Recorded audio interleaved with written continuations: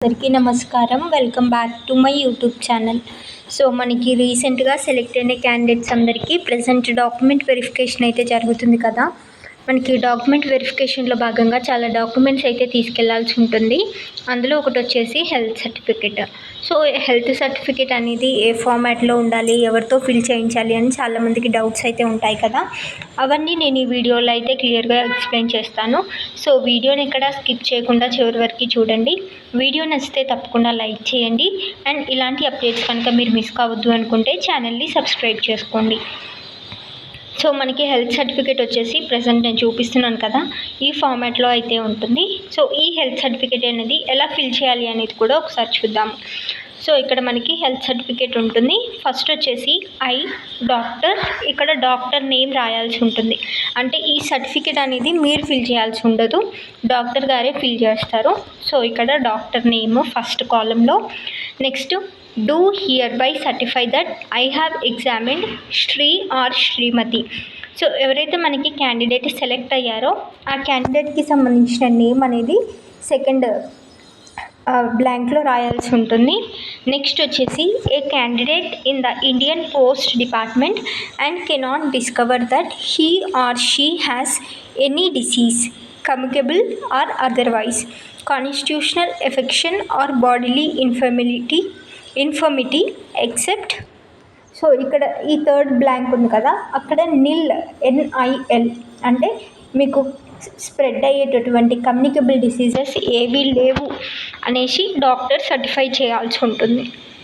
So ఇక్కడ third బ్లాంక్లో వచ్చేసి నిల్ అని రాయాల్సి ఉంటుంది. నెక్స్ట్ సెకండ్ కనుక చూసినట్లయితే I do not consider this A disqualification for the employment in, ఇక్కడ సెకండ్ దాంట్లో ఫస్ట్ బ్లాంక్ ఉంది కదా, డిపార్ట్మెంట్ ఆఫ్ పోస్ట్స్ ఓకేనా. Next his or her age is according to his or her own statement. Candidate యొక్క age ఎంత అనేది మీరు చెప్పాల్సి ఉంటుంది. సో ఆ ఏజ్ ఇక్కడ రాస్తారు. సో ఫర్ ఎగ్జాంపుల్ 21 years అనుకోండి, 21 years and by appearance about dash years అని ఉంది కదా. అంటే మీరు 21 years అని చెప్పారనుకోండి, డాక్టర్కి కూడా మీరు 21 years క్యాండిడేట్ లాగా కనిపిస్తున్నారా లేదా అనేది ఎగ్జామిన్ చేసుకొని, సో మీరు చూస్తే ఎన్ని ఇయర్స్ క్యాండిడేట్ లాగా ఉన్నారు అనేది వాళ్ళు ఇక్కడ రాస్తారు. సో ఇది మనకి హెల్త్ సర్టిఫికేట్ ఫార్మాట్. నెక్స్ట్ ఇక్కడ డాక్టర్ సైన్ చేయాల్సి ఉంటుంది, డెసిగ్నేషన్ ఏంటి అని రాయాల్సి ఉంటుంది. అండ్ మర్చిపోకుండా మీరు వాళ్ళ ఆఫీస్కి సంబంధించిన స్టాంప్ అనేది ఇక్కడ వేయించుకొని ఉండాలి. మీరు కనుక స్టాంప్ ఆర్ సీల్ వేయించుకోకపోయి ఉంటే ఆ సర్టిఫికేట్ అనేది invalid. Next date and place details రాసుకోండి. నెక్స్ట్ ఈ సర్టిఫికేట్ ఎవరితో ఫిల్ చేయించాలి అంటే ఖచ్చితంగా మనకి గవర్నమెంట్ హాస్పిటల్ డాక్టర్స్తోనే ఫిల్ చేయించాల్సి ఉంటుంది. మనకి గవర్నమెంట్ హాస్పిటల్స్ అంటే ఏరియా హాస్పిటల్స్, PHCs ఉంటాయి కదా, ప్రైమరీ హెల్త్ కేర్ సెంటర్స్ అలాంటివి, లేదంటే మనకి గవర్నమెంట్ మెడికల్ కాలేజెస్లో ఉంటున్నటువంటి డాక్టర్స్, సో అలాంటి వాళ్ళ చేత మాత్రమే మనము ఈ సర్టిఫికేట్ అయితే ఫిల్ చేయించాల్సి ఉంటుంది. నెక్స్ట్ కింద వచ్చేసి declaration and certificate of nationality, ఇది మనమే ఫిల్ చేయాల్సి ఉంటుంది. I hereby certify that I am and, ఇక్కడ మీ నేమ్ రాయండి, and a native of India.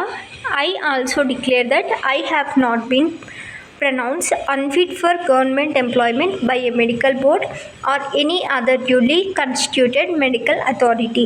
So పైది ఏంటి అంటే డాక్టర్ డిక్లేర్ చేస్తారు, అంటే మీకు ఎటువంటి డిసీజెస్ లేవు, మీరు జాబ్ చేయడానికి ఫిట్ అనేసి.